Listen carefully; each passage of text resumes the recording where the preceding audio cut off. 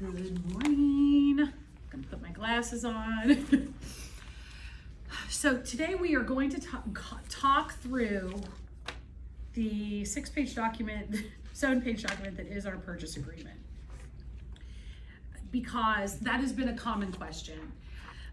Whether you have a buyer that's ready to go right this minute and writing an offer, that takes up a lot of brain space. Just worried about, how do I fill this out when the time is right? So it seemed like a really good time to do this. So I have a copy, but you guys both have your computers, and you could find this inside .loop, inside the KWGM buyer group. So do you have one? Can you get one up in front of you too, Kathy? I actually have one. I always carry one. Oh, perfect. Okay. Well, let's just kind of like go through it all. Now, when you're working inside .loop, you are going to be aligning these fields, making sure all this information is there. I want to throw a little bit of a caution out there, just because the .loop will autofill for you doesn't mean that it might be correct. Like one of my first transactions, I was in a transaction with someone from KW, which meant that that first box that is almost normally filled out on the agency disclosure agreement, it was filled out that way, even though on that particular transaction, because there were two agents from the same brokerage, I would have been filling out the bottom box. So always review the paperwork. Don't assume that the system knows how to do something. Always just know what you're doing. All right, so starting up at the top, the undersigned, so that's where your client information goes. Make sure that their name matches the pre-approval. So if they are Tommy T. McNally, make sure that Tommy T. McNally is the name that you use. If the pre-approval has 3 people on it, put all 3 people on it. Title company is going to use this purchase agreement to create a lot of the closing disclosure. They're going to get the names of the clients from this purchase agreement. So if they are Missy, and everything says Missy, but for some reason they want to be Melissa on title, have that conversation, do your purchase agreement accordingly. Or if they change midway through and they decide, hey, I want to take title as this, you can clean it up with an addendum. But yesterday, Kathy, I think you were here for that meeting also. Mm-hmm. I, as a listing agent, read over bad purchase agreements all the time. It makes me wonder about what the transaction will be like if they spelled their own client's name wrong or missed a whole bunch of fields. What am I going to have to babysit them also? Comes through my brain. Yesterday in our team meeting, another agent said a similar thing, and she talked about what it is like to be an agent trying to work at a high level when you have small things like silly paperwork that is not completed. She actually even told a story. They were talking about how they would send it back and be like, okay, well, once you get this all completed, I will send it over to my client. So don't be that agent. So you want to make sure you're filling these out. So we're going to get our names. Make sure that the address is correct. Parcel numbers. Here is another area that you need to check yourself. Read the listing. Is there an extra parcel? Read the description. Is there a double lot? Look up the address on the county website. Is there 1 parcel or 2? Make sure that if there are 2 parcels, you have them both here, because that is what your client is buying. They are buying this parcel and the adjoining one that is being sold by this seller. We are going to fill out, the top of this with all of the information. This is telling the seller what you expect to be in the property when your buyer takes over. On line 7, that little line, all, I don't understand why they just don't put all controls. But, so you're asking for all controls. If there is a remote for the ceiling fan, a remote for the door, a remote for the wine closet, you want all of it. You're going to check off all of the things that are going to stay. Now again, it may seem silly to mark off ceiling fans because technically you need a screwdriver to take that down. That is a fixture. You should assume it's going to stay, but at the same time, they haven't cleaned up this contract and removed it. Perhaps it's come up before. So I'm going to go ahead and still complete these as fully as possible. No, and look through the pictures also, because sometimes it may say that they're not doing the range in the oven, but it's in the pictures. So you want to check the listing and the pictures. Maybe they forgot to mark there's a dishwasher, but you can very clearly see there is a dishwasher in the pictures. Mark the dishwasher. Because what you're doing right now is creating the inventory list for your client. And you want your client to get as much bang for their buck as possible. So include all of the items that you think make sense based on the listing. Down on line 12, also included. These are things like Ring doorbell systems, the log holder and fire pit in the backyard, the bike rack storage in the garage. Like these other things, if there's something that the seller said they would convey it, make sure it's in there. Just because the listing says it, remember, they're not looking at the listing for legal. They're gonna look at this. So make sure this is appropriate. What's not included, maybe they made a very specific point to say that the antique wine hutch in the basement will not convey. Well, we didn't think it would. It is a piece of furniture, but it meant enough to the sellers to say it's not going to convey. We're going to go ahead. We'll use their verbiage. We're going to put it in there also. This is also where you could put anything else. Like if the seller said that it would be point of sale compliant, I like to make sure that I put that in on this line also. So all of the personal items and all of that is not part of what we're talking about with the listing. Personal items, that chattel, that is a different conversation. Now, sometimes you've got sellers that want to sell $4,000 mowers and buyers that want to buy it. I would recommend that you be cautious adding in a whole bunch of personal items to be included in your sale, because that's not part of the appraisal. And if you are paying $450 for a $400,000 property because $50,000 are in personal effects, know that that could potentially be a problem. So if they're looking to buy a whole bunch of extra things, do that as an addendum, because that really is between the seller and the buyer. Okay? Now, line 18, secondary offers. 98% of the time, you potentially are going to be marking this is not a secondary offer. A secondary offer means that you have written an offer on a property that is already under contract, but your client wants it so bad that they want to go on record with a true offer in the event that something happens with the first contract. That is what a secondary offer is. So know that. Make sure that you're representing your client. If you make the mistake and you mark that this is a secondary offer, it's going to confuse the agent on the other side. They're like, well, wait a minute, we don't even have a contract yet. How could this be a secondary offer? So just make sure that you know what you're answering.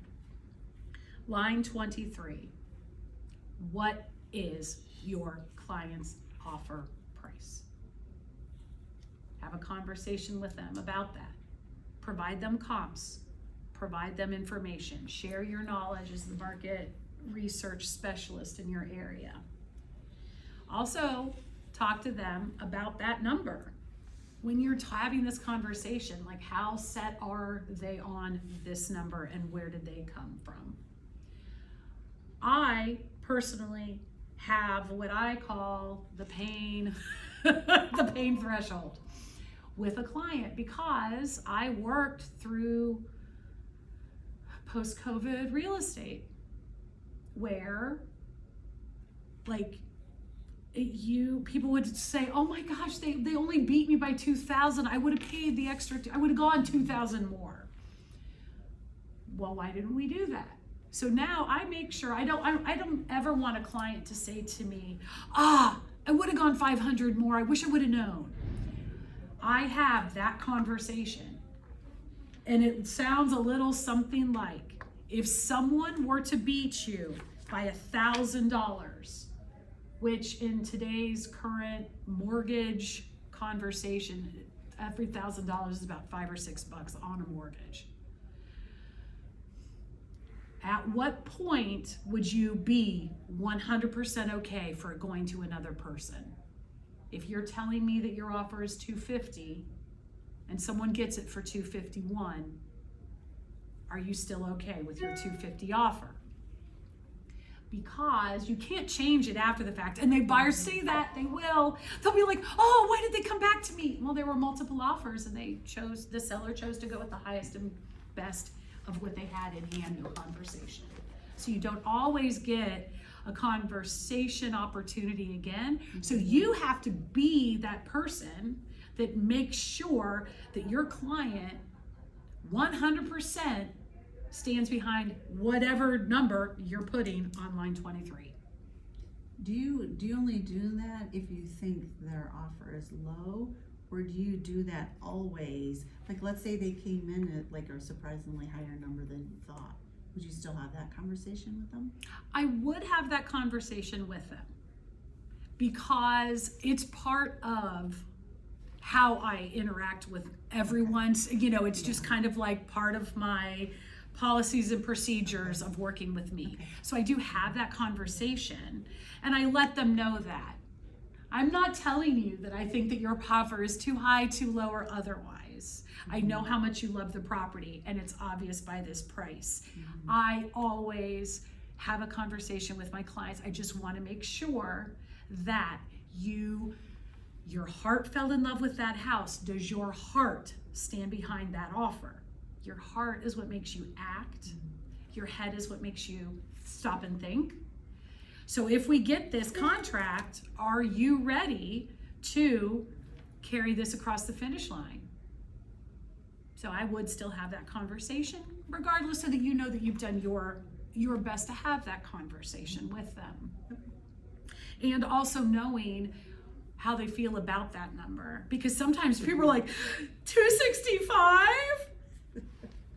And I'm like, do you have the money? Do you have, why are you doing this? Tell me why you're nervous. Let's talk through it. Because you're going to have a conversation with them and then you're going to go on to being a realtor for someone else or answering an email or doing things. They are going to sit with that information, and if it doesn't feel great now, it's just going to get their head dysregulated. Now their stomach's upset too. So you want to make sure that you have a good conversation with them and you leave them in a good place, because you don't want them over here waffling because you never asked to make sure that they are committed to that price. So, earnest money. There are no hard, set guidelines for earnest money. I typically and traditionally see on purchase agreements of my listings 1% to 2%, or sometimes depending on the price point, sometimes it's just a nice round number, $10,000. There is no hard set line.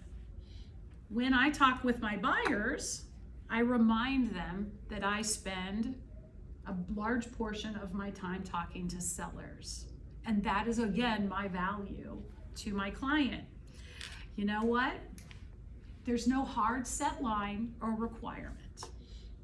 That earnest money deposit doesn't become hard until you've removed the inspection contingency, which does mean that it could come back to you. Sellers often see this as skin in the game. So on our $250,000, your $2,500 1% earnest money does make sense. But if this is a seller that's looking for skin in the game, is there more skin that you would like to put in this game? Reminding them again too, earnest money deposit doesn't just disappear. It is a down payment on your down payment. So if you want to close on this house and you've got $20,000 to work with, that earnest money deposit that comes out of it is going to be a credit. It's not like it disappears. But have a good conversation with them around earnest money deposit. And in our purchase agreement, it's only a contract when it's signed by both parties. In our purchase agreement, it does say that they have 4 days within acceptance. I want them to do it ASAP. Contractually, yes, they have 4 days, but it is our responsibility to make sure they do that. So we're gonna make sure that title work gets started, that they're connected to the title agency, and that they can get that sent over. Cash down payment to be posited with the escrow agent. Per lending requirements is a generic way to cover a lot of bases. Because, now again, your conventional pre-approval, it might say 20% down. You can put 20% down if that's what the pre-approval says. You could put 5% or greater. Maybe they are FHA and they're going FHA because it's better price and they're really planning on putting 10% down. But again, this is will become a contract. So don't paint your client into a corner. If you don't know, you could call the lender and say, hey, what would it look like? What kind of a down payment are you going to need? But having that conversation when you first get that pre-approval letter is going to give you that answer. You know, they're planning on putting 10% or greater down, or per lending requirements. So if you don't have a number, those are 2 ways you could fill it in. Then, line 30, mortgage loan to be obtained by buyer. Balance remaining. Or maybe they're coming out of pocket with $110,000 in cash and they're taking a loan for $140,000. Again, whatever the lender says, you can give very specific, or you can give a couple of generic terms, but you have to fill all of this in. You also have to talk about what kind of a loan or financing we're talking about. Conventional, FHA, VA, cash. Line 32. The seller is looking at line 23, and then they are running right down to line 32, and they want to know what your buyer needs from them for this transaction. Do they need 3% towards closing costs? Do they need $500 towards your commission? Do they want $1,000 just to feel a little extra cushion in their pocket? Do they want nothing? If they want nothing, I like to put a 0 there. I don't just leave it blank. I want everyone to know that we did not overlook this. We really don't want anything. Now, it's not enough to just have it there on line 32. It is also deeper in the purchase agreement again. And it asks what this on line 92. It asks again what the seller is paying as part of their closing costs. So if you are asking for 3% or a monetary concession from the seller, not only is it going to be on page 1, you're going to go ahead and carry it over to page 2 at the bottom on line 92. All right. So now we know what we're offering, how it's getting paid for, what the seller has to contribute. This is not commission. That's different. This is truly seller contribution to buyer. All right, financing. If you are working with a cash deal, do a line, NA. There is no financing. Again, you don't have to put NA in every single field if you don't want to, but you want to convey to the person that is reading this that you didn't miss anything. This is all full and complete. So if you're a cash buyer, there's no mortgage. You're not worried about financing. Okay, so you don't need any dates. If there is a mortgage and a lender involved, that first line 34, how long is it going to take for them to get a mortgage loan application to their lender? Well, we know because we're holding a pre-approval where they are in that process. They've started the paperwork. Is it a soft pre-approval or a hard pre-approval? I typically put 1 to 2 days. Because if we already have a pre-approval, so we know the ducks have started to get into a row, but we also know that sellers don't like not knowing what's happening. We want them to, again, see the skin in the game of my buyer. I'm not gonna say 5 days. You know you're buying this house. We've got our plan in place. You're gonna get that mortgage loan application in 1 to 2 days. Does that work for you, buyer client? And they're gonna look at me like, yeah. And we're gonna say, okay, maybe 1 to 2 days. And then that second line is going to be the time it takes to get a loan commitment from the lender. Right now, your lender might be working on 30 days. Maybe you're in a multiple offer situation and you need to do 21 days because that might give your client a competitive edge. Can your lender do that? That's the first question.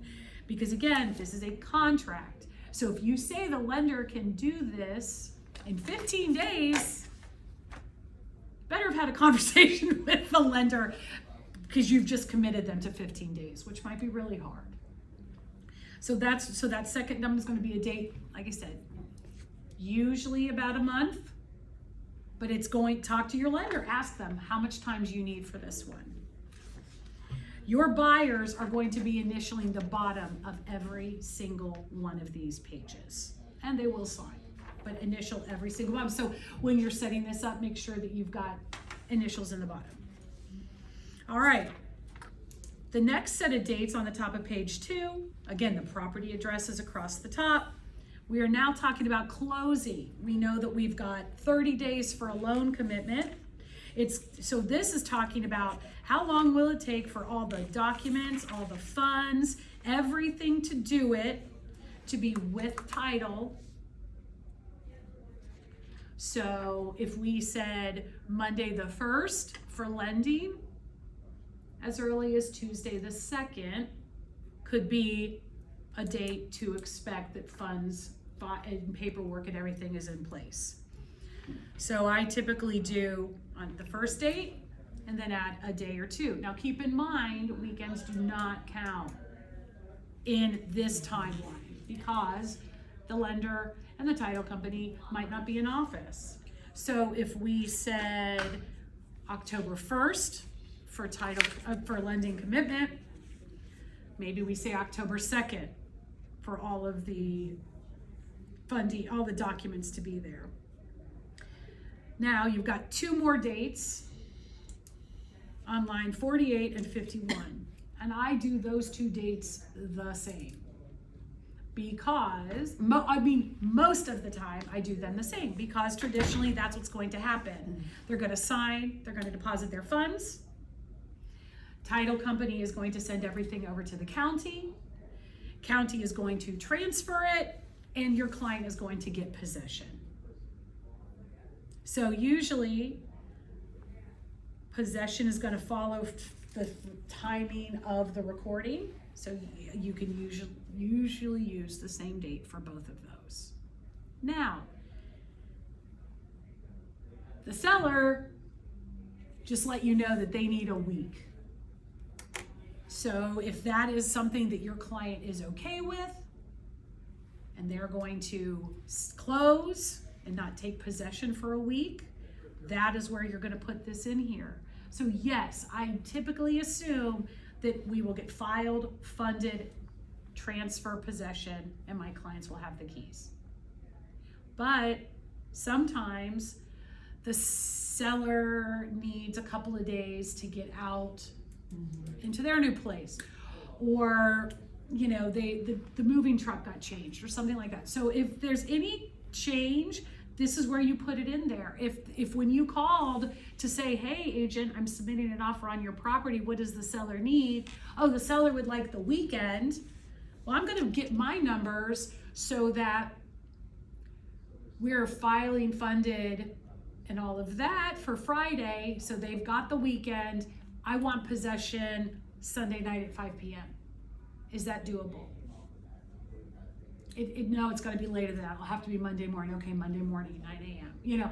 So that possession line, again, it might be part of what strengthens your offer.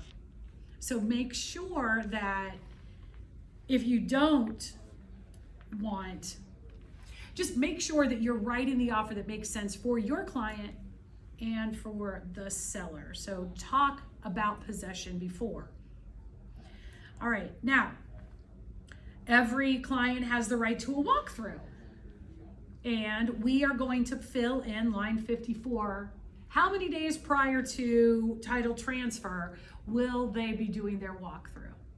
I typically say 1 to 3. They didn't do their walkthrough for my. And sometimes they don't even do them. No, I was thinking about that last night because I was like, it's just been pushback, and then it was supposed to be 1 to 3 days prior. Did they give you an addendum that is a walkthrough addendum that's separate, or did they just use a regular purchase agreement? I have to look. I almost feel like it's this, but I don't know. So this this handles when they're doing the walkthrough. I typically say 1 to 3 days because you're doing this before they sign. This is your client's one last chance to make sure everything is okay before they sign. 1 to 3 days is more than enough. I wouldn't push it out that much further, because if you do it a week in advance and there's still seller things there's no guarantee that they're not going to rip off a door frame moving the couch out. So you want to get it as close to possible for them. I have met clients and they have gone straight to signing. I have met clients the night before and they've gone to signing the next day. Vacant properties where we weren't doing any work and we didn't have anything, I've met with them a day or two in advance. So it just kind of depends on each transaction and what your clients need. Title. You're going to fill this out. Most of the time you're going to be marking line 66 for Ohio Real Title. That is who we have our affiliated agreement with through this brokerage. You have a secondary document that your clients are going to sign about that. If, for example, the seller, that was a condition, and the seller wants to use ABC 1, 2, 3, then mark and fill in ABC 1, 2, 3. If your buyer has a sister that works at Erie, and that's who you're using, mark in Erie. But the buyer, again, the buyer is the one that writes the entire purchase agreement that once countersigned becomes the contract. Make sure you're writing good contract for your client. Write in as much as you can. Ohio Real Title does amazing work. That's the best choice to go with unless someone has an opinion. And again, all of these points are negotiable. So don't get so set in always doing your contract one way that you forget that these are points that can be a conversation. Down into prorations, into like starting on line 74. This is talking about how are they going to handle money. Sometimes sellers have paid 6 months of taxes and they were not there for the full 6 months. Your client is moving in on the second half. They're going to prorate out and prorate in on many different things. So that explains how all of that works. On line 84, there is a blank. We want to fill that in. That is how much we are requesting be held back for final payment of water and sewer. I have seen 200 in this line, and last year I started to see 250 just because of, what it potentially, everything goes up. So put a number in there that makes sense. Fun fact, I am under contract for a client. I represent the seller. The contract that came over and has been countersigned does not have any escrow hold. The agent realized she made a mistake and is now trying to change the contract and wants to put in an escrow hold. But is that only if you have public water and sewer? Because if you have well and well, if you have well, you typically you don't. Yeah, you don't have it. So again, Yeah. But sometimes people just put it in there. Sometimes people forget it. On this one, the agent forgot it, and now they're like, "Oh shoot, I forgot to put something in there." Well, my client wet signed, which means that she fully went over every single thing, and that is what we did. So we're talking that through, but make sure you don't forget it, because what happens, the reason they're doing this is they're holding it just in case there is anything that the seller still owes, so that the buyer doesn't get held up getting service and doesn't get held up paying. The escrow company will send that back 30 days after closing if they don't need it. But at the same time, you're filling it out. You don't want your buyer to have to pay this. We're going to put an amount in there so the seller gets it, is responsible to take care of anything just in case. Further down on line 87, and the same thing. In the event that the property is deemed subject to agricultural taxes, the seller will pay the amount. That's just, again, I'm representing the buyer. I want the seller to pay for it. All right, we had talked at the, again, bottom of the page, we're going to be initialing, and at the bottom of page 2 is where you see that second space to put in seller commitment. So we'll have that filled out. Top of page 3, we're going to have the property address. We have what the buyer pays for. Make sure that they read that. If you're getting 2% from the listing and your buyer is paying 0.5% or 1%, I personally put that there. Yes, it is also going to be on this page, but I still put that there because this is telling title what they need to expect the seller to pay. So I do put that in there. If they are giving money to the seller, put that there. Whatever is on line 96 through 99, those are instructions for escrow. Home warranties. We definitely have had this conversation with our client. We know with the listing whether or not it's being offered. It will say in the listing whether it is being offered. If it's being offered, typically the seller is paying for it. You're going to put all of that information in there. What happens if your client wants the seller to give them a home warranty? Okay, then we are going to mark that it will be provided from APHW is who we use.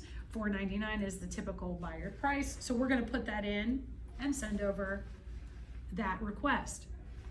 They can say no. It's a contract. It's a contract point that can be negotiated. But if your buyer would like to request the seller to gift them one, that is where you would fill that area in. And again, if you're writing on a listing and it's already said that they're going to provide this information, typically that's already in the listing also. It'll tell you choice, cinch, whoever the home warranty is, and at what cost. So you put that in there. So if it already says it's in there, you are filling out 100 through 104 or not? Yeah, you are always going to fill out 100 through 104. Okay. You're going to say it will be if the listing is providing it or if your client is requesting it, or if there is no warranty with the listing and your buyer doesn't think they need that, then at this time will not be provided from, and I do leave that line blank, but at a cost of, you see that there's a $sign, I do again put that 0 in there because a seller will be reviewing this, and I want to make sure that the seller knows that we are not asking him to provide any home warranty.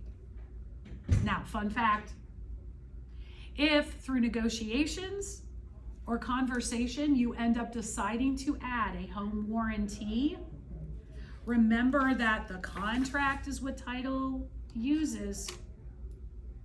You're now changing this, so you will do an addendum that says buyer and seller agree that buyer will purchase their own home warranty. Buyer and seller agree that seller will gift home warranty. Whatever the verbiage is, the title typically will ask for an addendum because it's going to be different than what this says. Closing disclosures, lines 105 through 108. Where do we want these copies to go? The first 2 boxes are about the seller. You don't have to answer those. You don't know where the seller wants those final copies to go. Now, that said, the 2 choices, obviously he wants the closing disclosures to go to the listing brokerage. So you can leave up line 107 blank, or the appropriate answer for that line would be listing brokerage. The seller works with the listing brokerage, the buyer works with the selling broker. So line 107, buyer hereby authorizes escrow agent to send all of their closing disclosures to, at this, you are marking selling broker. So on line 108, you represent the buyer, you are the selling broker. Yes, we want their closing disclosures. All right, we're talking about inspections next. You already have had these conversations with your client. You already know what inspections they want. You are going to go, so when you're looking at the block 123 to 133, you are going to mark yes or no. Do not leave them blank. Again, we want to be very clear about this. Yes to home inspection, yes to septic, yes or no. But mark them all. Always, in my opinion, mark line 133, other, because on line 134, other means as recommended by general home inspection.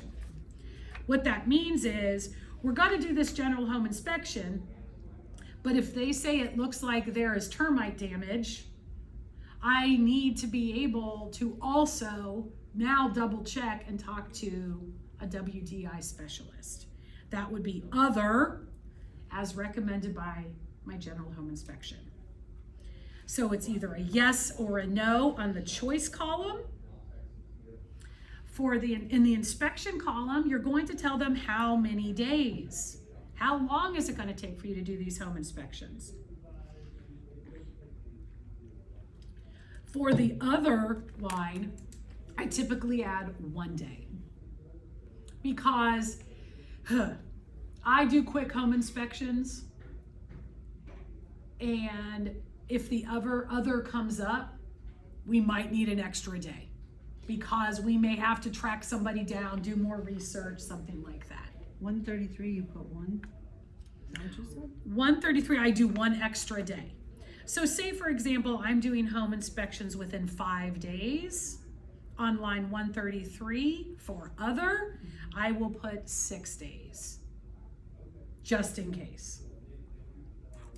But if there is a yes for the home inspection choice, there needs to be a number of days in the line, and then all the way across, who's paying for it? The buyer or the seller? Typically, it's the buyer.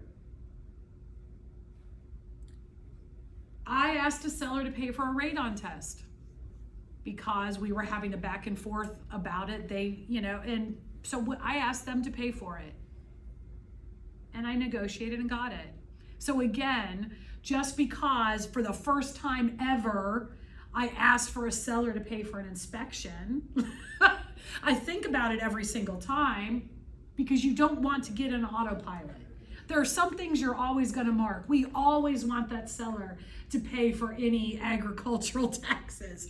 But at the same time, think through this document. Go through this document thoroughly so that you are doing what's best for your client. All right, now we're down to wood destroying insects. Again, I am working for the buyer. So on line 140, I'm going to ask the seller to pay for it in case anything comes up. Lead-based paint, we start it on the bottom of page 3 and we continue it on page 4. Your buyers are initially in the bottom. Page 4 has got the address at the top. We're reading all of these things. Line 155. There is an initial box there for your client because it's a big deal. That says they are waiving anything that they haven't opted into. It's making them aware. The reason we're doing this is because it is that big of a deal. So make sure that you talk through inspections with your client. They will initial that they've elected to waive it, and they're going to accept it as it is. When you're trying to talk to your client about post-inspection responsibilities, lines 158 through 173 are answering those questions. It says, hey, you're going to do these, you're going to get the reports, we're going to respond back. There's nothing for you to fill out there. I just want you to be aware of where to find the answer to the questions, because they may not know, and you want to be able to direct them too. This is what the timeline looks like. We're going to do inspections. You're going to get the report. We have to respond back in 3 different ways. One of 3 different ways. All right, line 177, yes or no? Have they received the Protect Your Family from Lead in Your Home brochure and the disclosure? Yes or no? Now, line 182 and 183 don't always get filled out. No, they have not gotten an EPA brochure and disclosure because the house was built in 1999. Okay? No, they haven't gotten it, and they shouldn't. What if the house was built in 1975 and the agent just didn't do a good job on the listing and they don't have that lead-based paint disclosure there? We need one. You are going to come down to line 183 and you are going to put a day count in there, because your buyer doesn't have information. We are requesting it for them to review and approve. And I typically say 1 to 2 days. 1 to 3 days maybe, if when I talked to the agent, they said, here's the problem and here's why you don't have it yet. But make sure that if you don't have a residential property disclosure or a lead-based paint disclosure, and that's a condition of this purchase agreement, that you've got it written in there that you're going to get a copy to review. The Megan's Law information, there's nothing for you to fill there. Lines under condition of property, 188 to 193. We are going to be putting initials in either 192 or 194, depending on what is the truth. Yes, they have a property disclosure. If so, put the date on line 193. Or no, we do not have a property disclosure, and I need to have that within 1 to 2 business days, you know? So again, filling it out for lead or lack thereof, and filling it out for an RPD or lack thereof. Because your client has a right to all of this, because this is their due diligence period.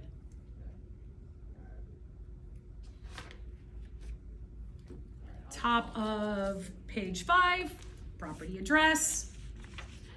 We're talking about, so and then now we're starting to get to some boilerplate items. There's nothing to fill out there.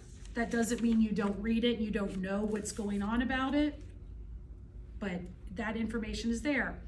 When you get down to line 235, this is telling everyone all of the documents that are going to be part of this contract. The state of Ohio agency disclosure form, we have to have one for every single transaction. You are always going to mark that. A residential property disclosure form. Even if it's an estate, a transfer by an executor, all the things that there is an exemption for, the RPD exemption form still is a requirement. So one form or another of a property disclosure. A VA addendum. Well, if you're working with a VA client, you will have a separate VA addendum. Yes, that is part of this purchase agreement. An FHA addendum. If it's an FHA client, you have an FHA addendum that will also be a part of this. Again, for the condo, if it's a condo association, you're going to have that information that's part of this. House sale contingency. If your buyer needs to sell in order to buy, that will be a part of this agreement. That is a separate document. It also lives in dot loop. A concurrency. That means, you know, for closing and then closing again. That's a little bit different. There's that document if you need to do all of this in one day. And you know, that I will tell you, I have never, ever had to do the house sale concurrency addendum because it has already been well documented how this transaction will go if there's been a house sale contingency. Lead-based paint disclosure. Now again, that's date related. So if it's a house prior to 78, yeah, we're gonna have this lead-based paint disclosure. Affiliated business arrangement disclosure, we have one. That's with Ohio Real Title. All parties sign that. That's going to be part of this agreement because we're asking for Ohio Real Title to do it. Home warranty contract. If it was part of the listing and we have the contract, our clients are going to execute that. We're going to mark this box and include it as part of the contract. If it wasn't, but our buyers wanted to ask for a warranty, we're going to do the warranty agreement. We're going to mark this box and we're going to include it with our purchase agreement. Septic addendum. If we're dealing with septic systems, there are septic addendums. Other. This could be, we talked earlier about the personal property addendum. Yeah, there's a personal property addendum. There could be a post-closing possession agreement that your two clients have come up with, and you have made that addendum part of it. You used an escalation addendum. That is other. So anything that you are handing over to the other side to be reviewed and signed that will become a contract, we have to talk about all these documents. Sometimes agents send over a whole bunch of other stuff. Like I am a listing agent and I got a bunch of other things that weren't mentioned as part of the contract They were just other information. So I have my clients initial and review them, because if I receive them, my clients need to be aware of it also. But it's not really listed as part of the addenda for this contract. So when I'm sending it to title and lending, I'm not sending all of that other information. I'm sending what is the contract. Your buyers are going to sign. If they wet sign, they're going to sign and date. If they e-sign, it's going to do that all for them. And yes, they are going to initial right below where they just signed. All right, page 6, that is for the seller to countersign, changing this purchase agreement into a contract. Your information is going to be in the left set of boxes. So your name, your license, your cohort is on the right side. And I do fill that information in because I am a listing agent and I know what a pain in the rear end it is for me to get a purchase agreement and set it up for signature for my seller and also have to complete the document. But I do it because it's what's right. So on the same side of that, someone now with a critical eye is looking at my purchase agreement, and I don't want them to think I'm a pain in the butt that doesn't know how to do paperwork. So I'm going to fill in that information also. And it's all in the MLS, it's all there. And sometimes a lot of it will auto-populate, but I'm going to fill that out. And yes, the buyers are going to sign that page also. Now, this is a new part of our purchase agreement. This is after the settlement. This is where we talk about compensation. Over here, we talked about seller concessions for our client. This is about compensation only. Seller, brokerage. Buyer, brokerage. In respect to address. Seller agrees to pay. Now, hopefully you've listened to me every single time I've told you to pick up the phone and you've actually talked to the other agent and you know what they're offering. Perfect. You know that they're offering 2%. I put the percentage and the monetary amount. Because if something happens with my price point, my commission's going to change also because I'm getting 2%. But I want that to be drawn out for my clients to see. I'm getting 2%. So if we come up in price or down in price, my 2% is going to change. I will always be getting 2%. You know, if you just put in $4,000 because you did the math and that's what 2% looks like, but the price went down, it looks like maybe you're still going to get that money. That could be an area of where misinformation or lack of knowledge makes people worry about trusting you. You want to be clear and candid. I am getting 2%, and that is and this is what that number is. My personal choice. Regardless, you need to put a number there, however you choose to do it. Listing brokerage agrees to pay.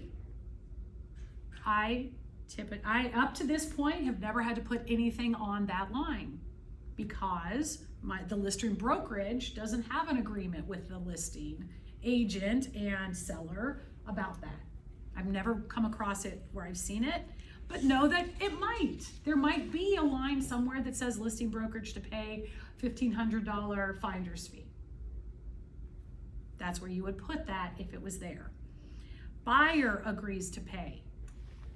Boom. Now, again, I like to be very clear and candid, and I don't ever want anyone to feel like they missed something. On line,